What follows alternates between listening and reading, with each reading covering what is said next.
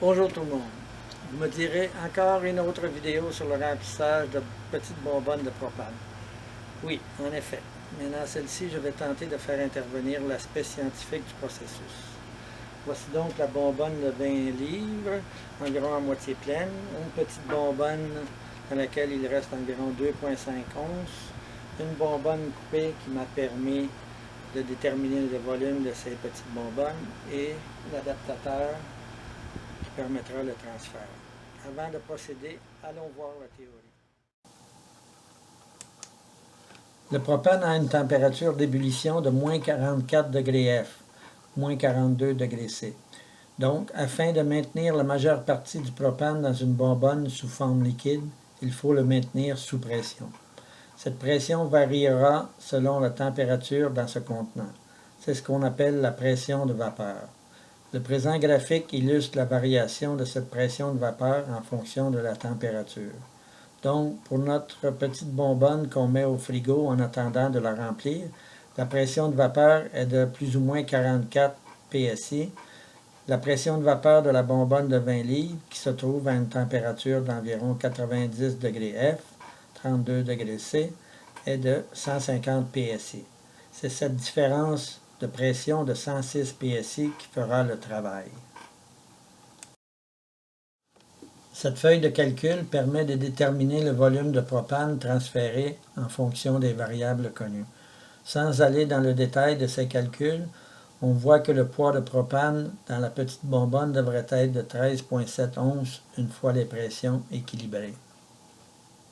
Je viens de sortir la petite bonbonne du congélateur où la température est d'environ 25 degrés F ou 4 degrés C, moins 4 degrés C. La température de la bonbonne de 20 livres est de 80 degrés Fahrenheit ou 32 degrés C. Les deux bonbonnes sont maintenant reliées ensemble. Je vais mettre la bonbonne de 20 livres à l'envers de sorte à transférer du liquide et non du gaz. Je ne vais pas intervenir auprès d'aucune des deux valves sur la petite bonbonne, de sorte à maintenir un niveau de sécurité optimum.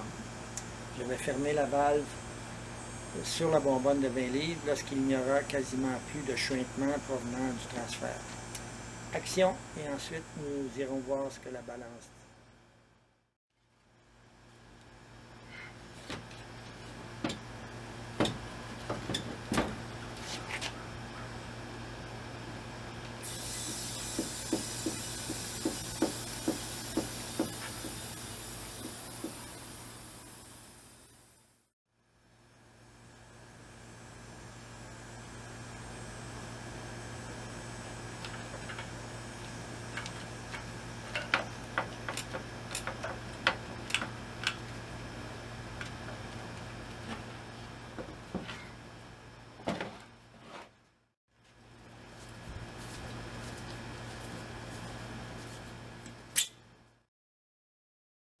Comment expliquer la différence de 3,8 onces entre ce que prédisait la théorie et la réalité?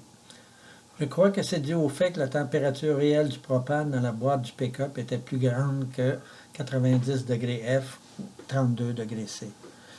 Cela étant dû à la chaleur radiante des surfaces noires tout autour de cette bonbonne. Donc, soyez prudents et contentez-vous d'une bonbonne partiellement remplie. Pesez toujours vos bonbonnes après remplissage et entreposez-les dans un endroit frais. Comme on vient de le voir, cette méthode de transfert est très efficace.